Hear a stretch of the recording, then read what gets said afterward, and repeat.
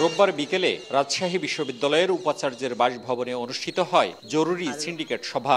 এতে স্থগিত করা হয় পোষ্য কোটা। জানানো হয়, উপ উপাচার্য সহ অন্য শিক্ষকদের লাঞ্ছিত করার ঘটনা তদন্তে ৫ সদস্যের অভ্যন্তরীণ ও বিচার বিভাগীয় তদন্ত কমিটি গঠন করা হয়েছে।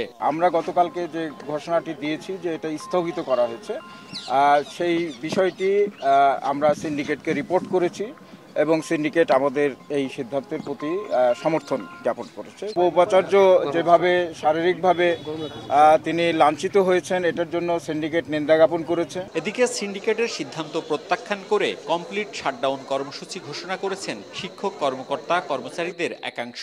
এর আগে উপ উপাচার্য সহ শিক্ষকদের লাঞ্ছিত করার ঘটনার তদন্ত ও পোষ্য কোটার দাবিতে কর্মবিরতি পালন করেন তারা। এতে বন্ধ ছিল ক্লাস পরীক্ষা। এই তদন্ত কমিটি কোনোদিন আলোর মুখ দেখবে না যতদিন পর্যন্ত এর সুবিচার না পাবো, ততদিন পর্যন্ত বিশ্ববিদ্যালয়ের একাডেমিক এবং প্রশাসনিক সকল কাজ থেকে আমরা পুরা শাটডাউন এবং বিরত থাকব।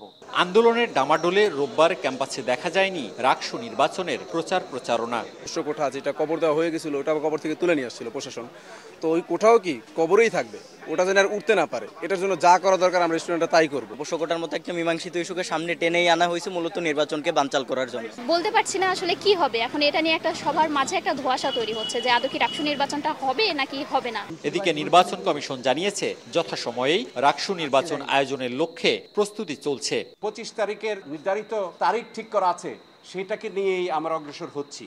এবং আপনারা জানেন যে আমাদের সকল কর্মকাণ্ড শেষ পর্যায়ে প্রায় আমরা সব গুছিয়ে এনেছি। ভোট পেছানোর কোনো ধরনের সিদ্ধান্ত নির্বাচন কমিশন গ্রহণ করেন নাই। চলতি বছরের 2 জানুয়ারি শিক্ষার্থীদের টানা আন্দোলনে বাতিল হয় পোষ্য কোটা। এরপর শিক্ষক কর্মকর্তা কর্মচারীদের আন্দোলনে গত বৃহস্পতিবার কোটা আবারও বহাল হয়, তবে আবার স্থগিত হলো আন্দোলনের মুখে। মওদুদ রানা, সময় সংবাদ, রাজশাহী।